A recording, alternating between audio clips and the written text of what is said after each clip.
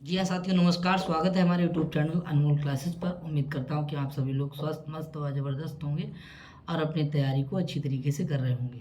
साथियों, हम लोग करेंगे आज कारक पर चर्चा। और कारक में हम लोग करेंगे षष्ठी विभक्ति। षष्ठी देखिए कोई कारक नहीं है, लेकिन षष्ठी विभक्ति है। संबंध और संबोधन को कारक नहीं मानते, इसीलिए कारकों की संख्या कितनी है? 6। तो आज षष्ठी विभक्ति पर चर्चा करनी है। साथियों, हम आपके बीच 2-3 दिन से नहीं आ पाए, उसके लिए क्षम्यता। चलिए आज करते हैं कारक की चर्चा। और उसमें षष्ठी विभक्ति में 3 सूत्र शायद पड़ गए थे। 3 सूत्र हो गए थे। ये वाला आपका सूत्र था षष्ठी शेषो पड़ गया था, एक षष्ठी हेतु प्रयोगे, और एक पड़ गया था सर्वनाम तृतीया च। ये सर्वनाम ना तृतीया च, ये 3 सूत्र पढ़ लिए थे। ये वार्तिक है। आज का क्या है? ये वार्तिक। और वार्तिक कार्य जानते होंगे आप लोग, कौन है? कात्यायन बर्रुचि। तो निमित्तात् पर्याय प्रयोगे सर्वासाम पर्याय दर्शनम पूछा जाएगा ये कैसा सूत्र है, तो बताएंगे आप ये एक विधि सूत्र है। कैसा सूत्र है? विधि सूत्र है। सूत्र जो होते हैं वो 6 प्रकार के होते हैं, उनमें एक विधि सूत्र भी है। तो एक ऐसा सूत्र है विधि सूत्र। साथियों, जो विधि सूत्र होता है उसमें सीधे व्यक्ति लग जाती है, सीधे व्यक्ति। अगर वो विधि सूत्र द्वितीया में द्वितीया व्यक्ति, तृतीया में अगर है वो तृतीय व्यक्ति, चतुर्थी में चतुर्थी व्यक्ति, पंचमी में पंचमी व्यक्ति, षष्ठी में सप्तमी षष्ठी व्यक्ति, और सप्तमी में है तो सप्तमी व्यक्ति होती है। तो एक ऐसा सूत्र है, एक विधि सूत्र है। डायरेक्ट ये षष्ठी व्यक्ति करेगा। ठीक है, आगे देखिए षष्ठी करेगा तो क्या, देखिए इसको पढ़ लेते हैं। बोले निमित्त शब्द का अर्थ रखने वाले, निमित्त शब्द का अर्थ रखने वाले, थोड़ा बड़ा कर देंगे इसके लिए। निमित्त शब्द का अर्थ रखने वाले कारण, हेतु, प्रयोजन आदि शब्दों का प्रयोग होने पर सर्वनाम तथा निमित्त का अर्थ रखने वाले शब्दों में प्रायः विभक्तियाँ कैसी आती हैं? सभी विभक्तियाँ आती हैं। तो सभी विभक्तियाँ क्या आती हैं? बोले निमित्ताय प्रयोग पर्याय है। निमित्त हो उसके पर्यायवाची शब्द का प्रयोग होने पर सर्वासाम सभी व्यक्तियों का पर्याय दर्शन देखा जाता है, अर्थात सभी व्यक्तियाँ लगती हैं। निमित्त का अर्थ रखने वाले कारण, हेतु, प्रयोजन आदि शब्दों में का प्रयोग होने पर सर्वनाम तथा सर्वसाम सर्वनाम तथा निमित्त शब्दों का अर्थ रखने वाले शब्दों में प्रायः सभी व्यक्तियाँ अर्थात सातों की सातों व्यक्तियाँ लगती हैं। क्लियर हो गया होगा। चलिए अब लोग हम बात करते हैं उदाहरणों पर। यहाँ से क्लियर होगी बात। और उदाहरणों में क्या होगा,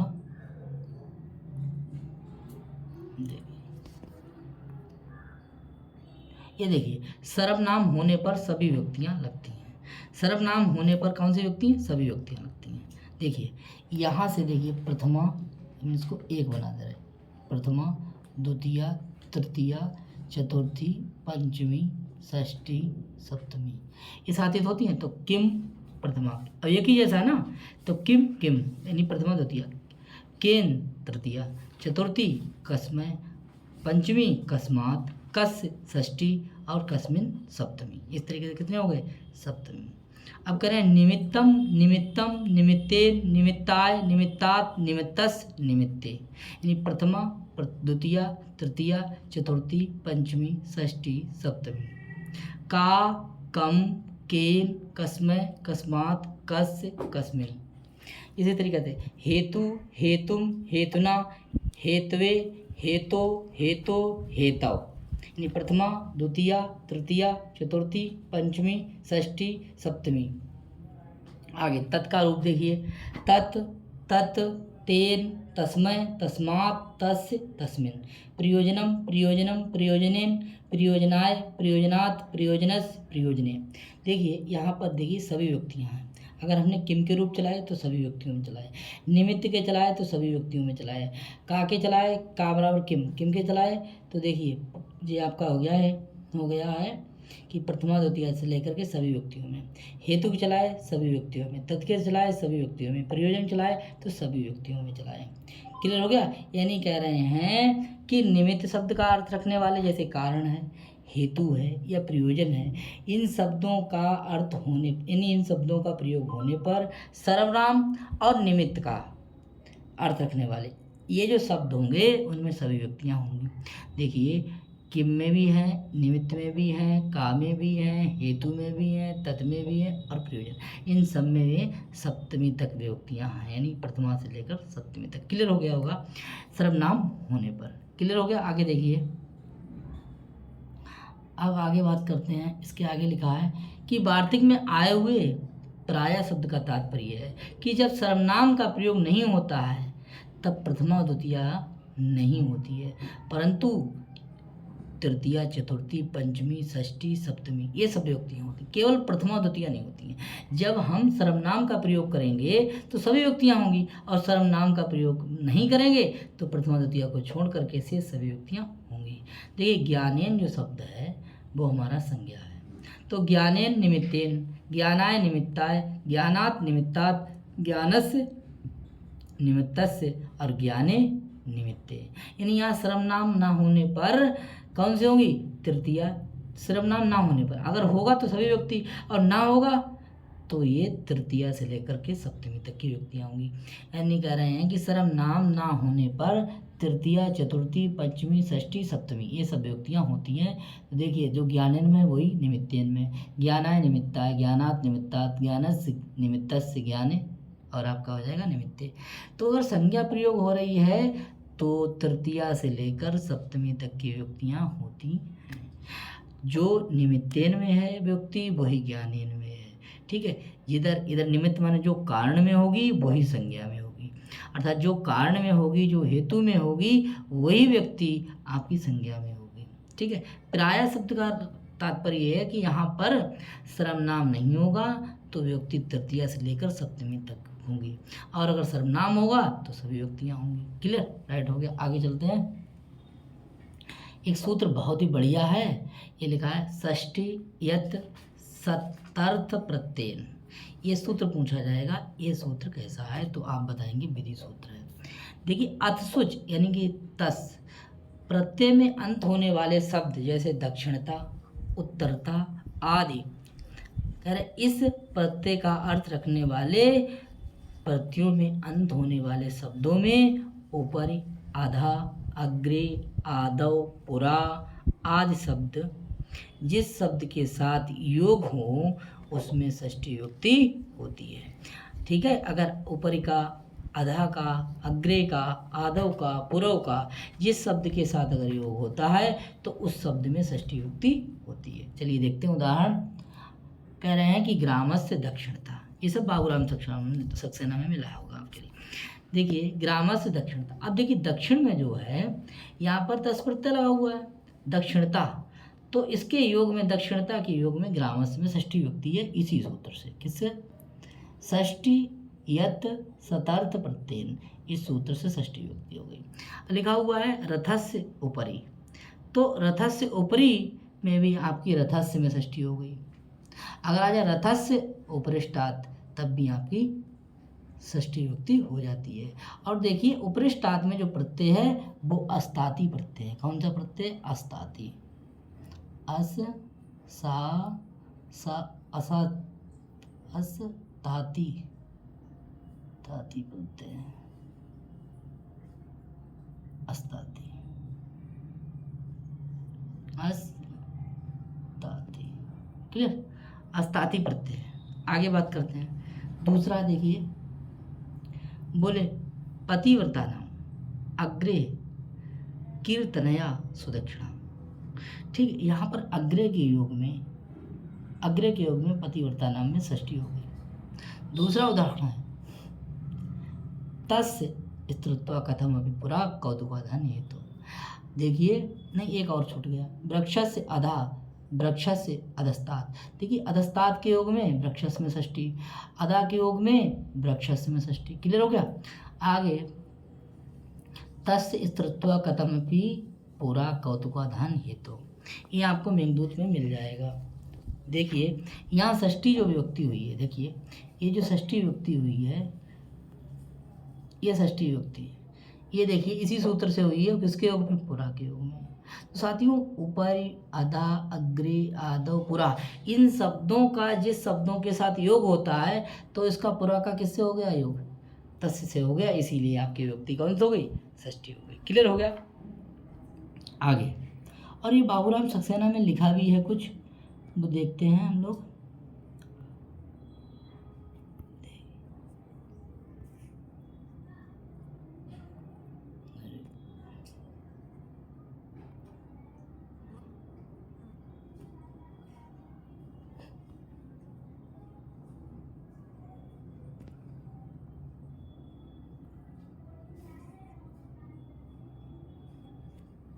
देखिए, ऊपरी अधा, ऊपरी अधि अधा जब एक बार आते हैं तो षष्ठी विभक्ति होती है। नोट कर लेंगे इसको, बाबूराम सक्सेना में नीचे लिखा हुआ है, ठीक है। और जब ये दो बार आते हैं तो द्वितीय विभक्ति होती है। जैसे आपने पढ़ा होगा उभयता, सर्वता, धिक, ऊपरी ऊपरी, अधो अधा, अध्यधि, ये दो दो बार आ रहे हैं तो द्वितीय विभक्ति, और एक बार आ रहे हैं तो षष्ठी विभक्ति। नोट कर लेंगे, आगे देखेंगे। लिखा दूरांतिक अर्थाभ्या, दूरांतिक अर्थे षष्ठी अनंतर श्याम, षष्ठी अनंतर श्याम, दूरांतिक अर्थे षष्ठी अनंतर श्याम कैसा सूत्र है? तो साथियों ये भी आपका विधि सूत्र है। देखिए कैसा सूत्र है? विधि सूत्र है। अब देखेंगे चरण हमने बताए थे षष्ठी विभक्ति में 3 चरण, उनमें ये तीसरे चरण का सूत्र है कि दूरवाची शब्दों, यानी दूर के लिए अंतिक बोलते हैं, समीप बोलते हैं, इसके समानार्थक शब्दों के योग में प्रयोग होने पर पंचमी और षष्ठी विभक्ति होती है। दूरवाची शब्दों, दूर के लिए अंतिक बोलेंगे या समीप बोलेंगे, इनके समान अर्थक वाले शब्दों के योग में भी पंचमी षष्ठी विभक्ति होती है। और कैसे होती है? बोले विकल्प से, क्योंकि अंतरश्याम का मतलब क्या है? विकल्प से होती है। कौन सी विभक्ति? षष्ठी विभक्ति होती है। चलो हो गया, आगे चलते हैं। देखिए उदाहरण है वनम ग्रामस्य ग्रामात् वा दूरम, ठीक है, यानी जंगल गांव से कैसा है? दूर है। तो साथियों ये देखना आपके लिए कि ग्रामस में आपकी विभक्ति कौन सी हो गई? षष्ठी, और ग्रामात् में कौन सी हो गई? सब पंचमी। तो देखिए पंचमी और षष्ठी विभक्ति हो गई किसके योग में? बोले दूरम के योग में। किसके योग में? दूरम के। आगे देखेंगे। अब दूसरा है प्रत्यासन्नो माधवी मंडपस्य, ठीक है, यानी मानवी लता के कुंज के समीप, कुंज के समीप। अब देखिए निकट प्रत्यासन्नो, तो देखिए मंडपस्य जो है इसमें क्या हो जाएगी? इसमें हो जाएगी आपकी षष्ठी विभक्ति। इसमें हो जाएगी षष्ठी विभक्ति हो जाएगी, क्योंकि समीप के लिए क्या? प्रत्यासन्नो माने निकट या समीप। तो आपका क्या हो जाएगा? अभी बताया था ना कि दूर शब्द हों या अंतिक शब्द हों और इनके समानार्थक शब्द हों, इनके ही समान अर्थ देने वाले हों तो पंचमी षष्ठी विभक्ति लगती है, इसीलिए मंडपस्य में षष्ठी विभक्ति हो जाएगी। आगे देखते हैं।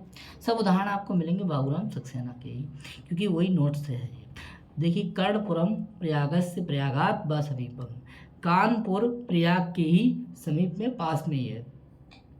तो देखिए कर्णपुरम प्रयागस्य, तो प्रयागस्य में आपकी कौन सी विभक्ति होगी? षष्ठी। कौन सी होगी? षष्ठी। और प्रयागात् में कौन सी होगी? पंचमी। इस तरीके से पंचमी षष्ठी विभक्ति होती है।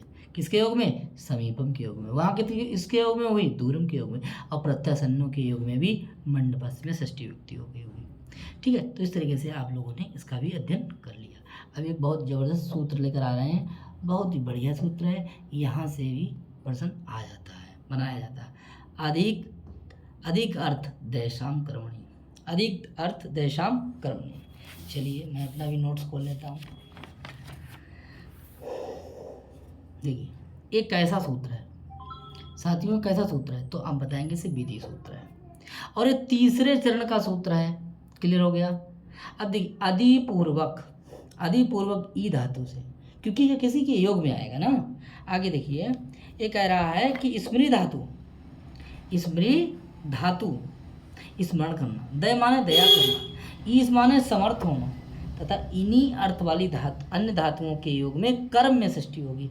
अधिक अर्थ दयशाम कर्मणि, यहाँ कर्म में ही षष्ठी होगी, और षष्ठी विभक्ति किसमें होगी? कर्म में। और किसमें होगी? कर्ता में भी षष्ठी विभक्ति होगी? नहीं, कर्म में षष्ठी विभक्ति होगी। किसमें होगी? कर्म में। कोई सूत्र कह रहा है अधिक दयशाम अर्थ, अधिक अर्थ दयशाम कर्मणि, यानी अधिक उपसर्ग पूर्वक ई धातु हो, स्मरण धातु हो, दय धातु, दया धातु हो, ठीक है, दय दा या हलंत, या ईश धातु। ईश का अर्थ होता है समर्थन होना, समर्थ होना, दय का मतलब दया करना, और स्मृति धातु का अर्थ क्या हो जाता है? ये आपका स्मरण करना, यानी ई धातु। आगे देखेंगे।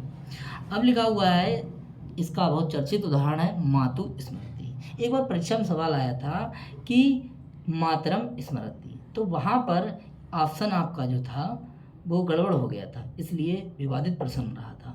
तो ये आया आपका, अगर आए कि मातु स्मृति, तो ये जो 2016 में पूछा गया था, तो ये आपका मातु स्मृति जब आएगा तो आपका विशेष अर्थ में षष्ठी विभक्ति होगी, सामान्य अर्थ में द्वितीय व्यक्ति होगी। देखिए गोदावरीम, ठीक है, उत्तर रामचरितम में गोदावरीम आया है एक जगह स्मृति, ठीक है। 1 मिनट में आपको दिखा रहा हूँ गोदावरीम।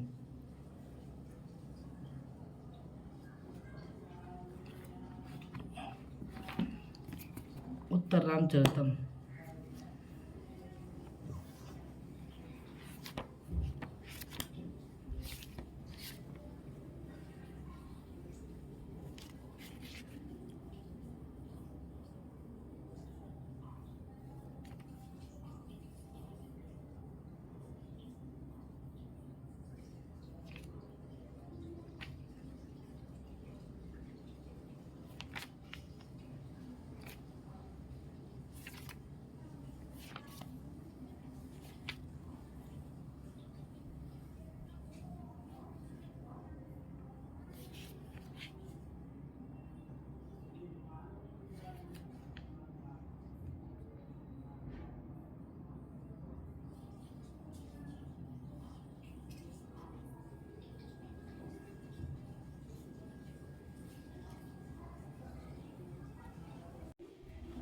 देखिए उत्तर रामचरितम में जब आपको मिलेगा तो राम का कथन है, 19वां श्लोक है, उसमें कह रहे हैं कि भ्रमिसुकृत पुटांत मंडला वृत्ति चक्षु।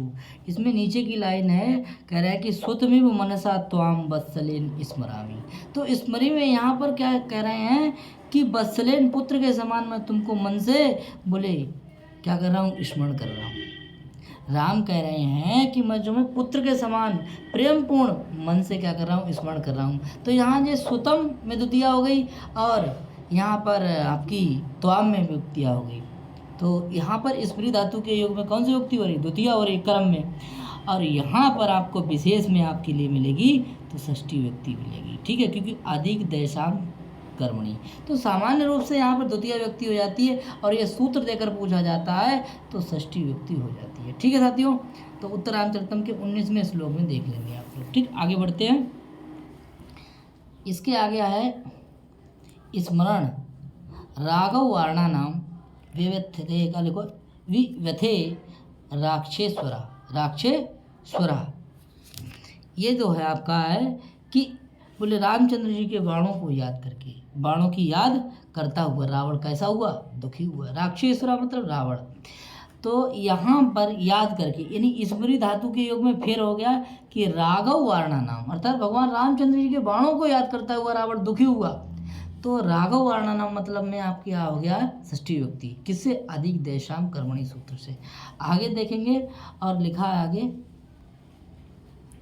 लिखा है प्रभवती निजस्य, लिखो कन्यका जनस्य महाराज। निकल के आया कि महाराज अपनी पुत्री के ऊपर समर्थ है। कैसे हैं, समर्थ हैं। तो यहाँ देखना है आपके लिए कि महाराज अपनी पुत्री के ऊपर कैसे हैं, बोले समर्थ हैं।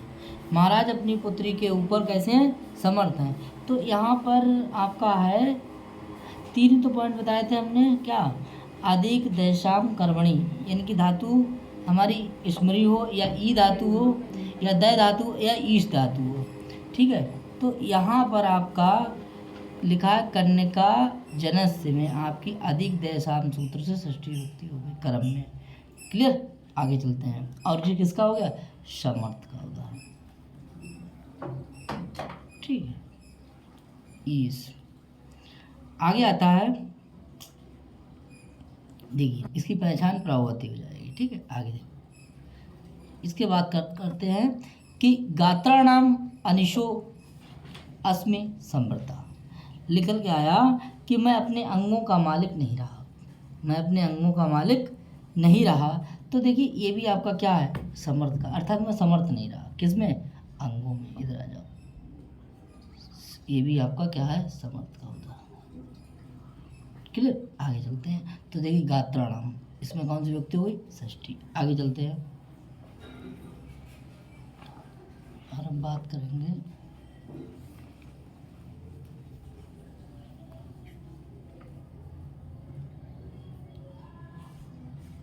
रामस्य दयमाना।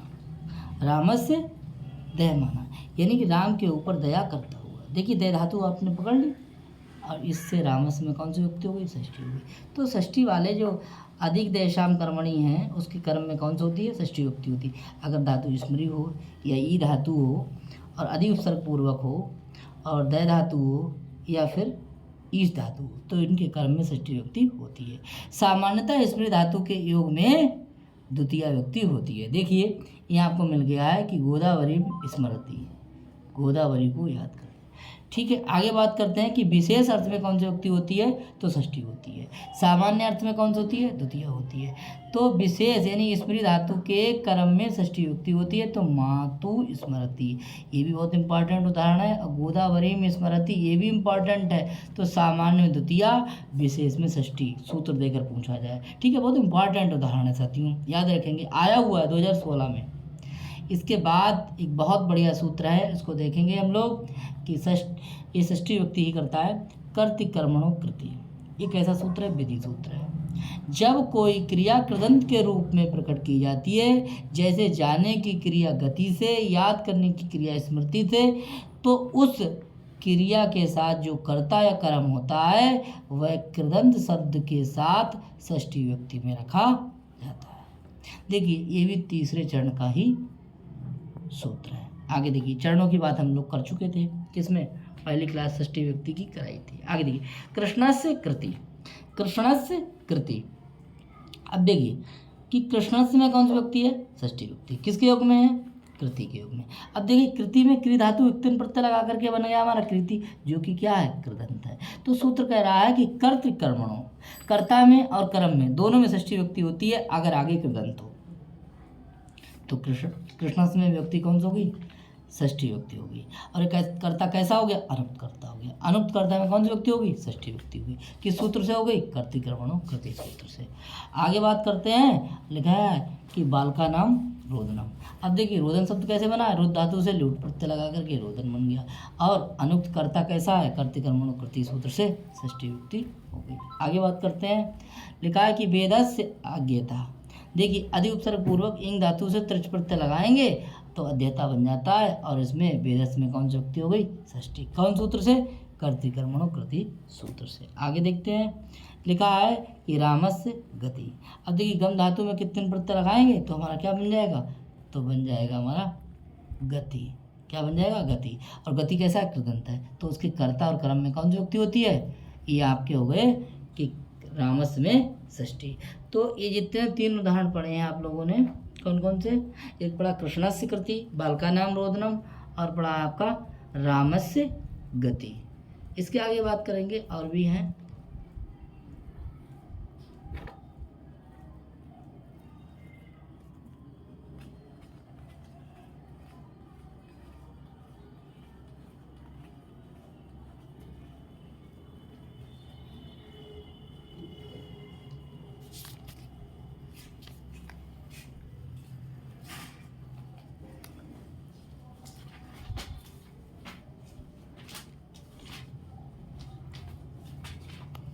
लिखा है राजस्व प्राप्ति, राजस्व प्राप्ति। अब देखिए यहाँ पर प्राप्ति शब्द में कितने प्रत्यय लगाए? और इधर देखिए राजस्व में कौन सी विभक्ति हो जाएगी? षष्ठी। राक्षसा नाम, और आगे लिखा है घाता। हन धातु से प्रत्यय लगाएंगे कृदंत बन जाएगा। राक्षसा नाम में षष्ठी विभक्ति हो जाएगी कर्तृ कर्मणो कृति सूत्र से। आगे बात करते हैं विशस्य भोजनम। अब देखिए यहाँ पर ये देखिए ये कर्म वाले हैं। यहाँ पर ये जो आपका दिखाई दे रहा है राक्षसा नाम घाता और आया विशस्य भोजनम, यहाँ पर भोज धातु से ल्योट प्रत्यय लगाएंगे भोजन बन जाएगा। और इसके कर्म में षष्ठी हो जाएगी क्योंकि कर्तृ कर्मणो कृति सूत्र आगे अगर कृदंत होता है तो पहले कर्ता और कर्म दोनों में षष्ठी विभक्ति होती है। ऋतु नाम आहति, आहर्ता। तो देखिए आहर्ता जो है आपका कृदंत है, आहरिकत। और यहाँ पर ऋतु नाम ये आपकी कौन सी हो जाएगी? कर्तृ कर्मणो कृति सूत्र से कर्म में षष्ठी विभक्ति हो जाएगी। आगे जो है ये देखिए एक और अच्छा उदाहरण है, लिखा नहीं है कि जगता, कर्ता, कृष्णा। देखिए तो यहाँ पर जो जगत का कर्ता कौन है? कृष्ण है। तो यहाँ जगता में षष्ठी लगी है, एक कर्म में षष्ठी हो गई है। कौन सी व्यक्ति में? किस सूत्र से हो गई है? एक कर्ती कर्मणों कृति सूत्र से हो गई, क्योंकि कर्ता कैसे बना है? यहाँ पे कर्ता में क्रिया धातु से तृच प्रत्यय लगा जो कि कृदंत है, इसीलिए यहाँ जगता में षष्ठी व्यक्ति हुई है। किससे? कर्ती कर्मणों कृति सूत्र से। ये किसका है? एक कर्म में षष्ठी हुई है, एक कर्म में षष्ठी, क्योंकि कर्ती कर्मणों कृति कर्ता और कर्म दोनों में षष्ठी व्यक्ति करता है। तो ठीक है साथियों, इसके आगे बात करेंगे हम नेक्स्ट वीडियो में। आज के लिए इतना ही, बहुत बहुत धन्यवाद। मिलते हैं नई वीडियो में। नमस्ते।